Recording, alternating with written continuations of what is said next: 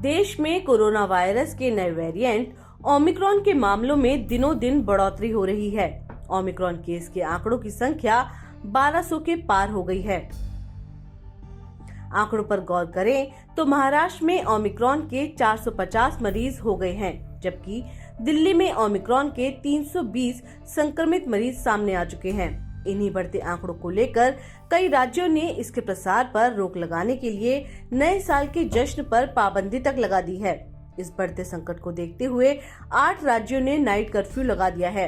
इन राज्यों ने लगाई पाबंदी। दिल्ली सख्त पाबंदी लगाने वालों में दिल्ली सबसे ऊपर है। राजधानी में येलो अलर्ट जारी कर दिया गया है, यानी रात 11 बजे से सुबह 5 बजे तक नाइट कर्फ्यू रहेगा। रेस्टोरेंट, बार, सार्वजनिक वाहनों को 50% क्षमता के साथ चलाने के निर्देश दिए गए हैं। महाराष्ट्र रात 9 बजे से सुबह 6 बजे तक नाइट कर्फ्यू रहेगा। रेस्टोरेंट को 50% क्षमता के साथ खोलने के निर्देश दिए गए हैं। नए साल के जश्न पर पाबंदी लगाई गई है। कर्नाटक रात 10 बजे से सुबह 5 बजे तक यहां पर भी नाइट कर्फ्यू लगाया गया है।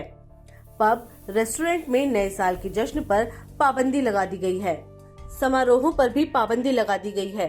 क्लब में 50% बैठने की क्षमता के साथ काम करने का निर्देश दिया गया है।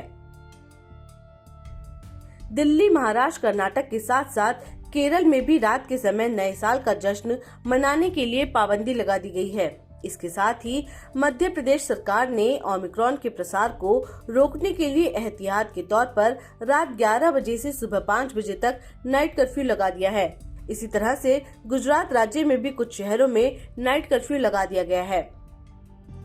कोरोना वायरस के बढ़ते प्रकोप के लिए ये सख्ती भी जरूरी है। अब कोरोना के आंकड़ों पर गौर करें तो कुछ ही दिनों में कोविड के बड़े मामलों में दोगुनी बढ़ोतरी से देश में तीसरी लहर की आशंका गहरा गई है।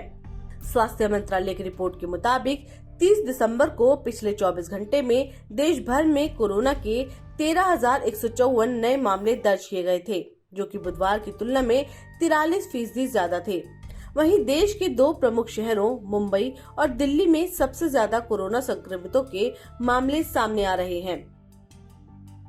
मुंबई, दिल्ली एक बार फिर से कोरोना का हॉटस्पॉट बन गया है। स्वास्थ्य बुलेटिन के मुताबिक मुंबई में पिछले 24 घंटों में कोरोना संक्रमितों के 3,671 नए मरीज मिले हैं, तो वहीं दिल्ली में 8 महीनों बाद सबसे ज्यादा यानी 1,313 केस दर्ज किए गए हैं।